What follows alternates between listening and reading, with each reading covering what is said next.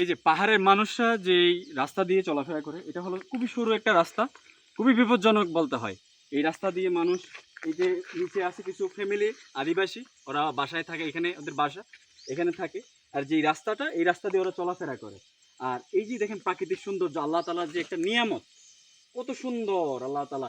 এই যে পাহাড়, এটা আপনার সিজনে সিজনে, আপনার মৌসুমে মৌসুমে পরিবর্তন হয়।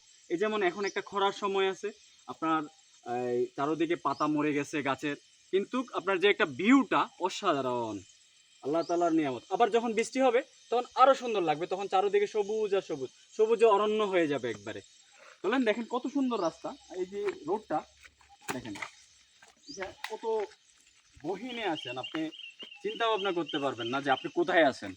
আর বান্দরবন আসে মানুষ, কিন্তু বান্দরবনের ভিতরের যে মানে আসে, ওই যে কয়েকটা কমন স্পটগুলো আছে, এগুলো দেখে চলে যেতে চায়। কিন্তু এই যে আনকমন যেগুলা, যেগুলা মানুষ আসে না, কিন্তু এগুলো যে কত সুন্দর জায়গা, এগুলো মানুষ বুঝতে চায় না। এই যে দেখেন, এই যে আম বাগান নিচে দেখা যাচ্ছে, কিন্তু আম বাগান।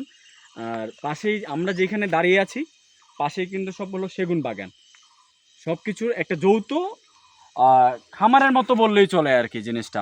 অনেক সুন্দর। মানুষ, পাহাড়ের মানুষের জীবিকা অর্জন করে কিন্তু এইগুলার থেকে। এই যে আম সিজনে একবারে প্রাকৃতিক আম যেটাকে বলে, কোনো ফরমালিন মুক্ত, সেটা পাবেন, অর্গানিক যুক্ত। এখানে আম সিজনের আম পাবেন, লিচু সিজনে লিচু পাবেন। ওকে, স্টপ মার।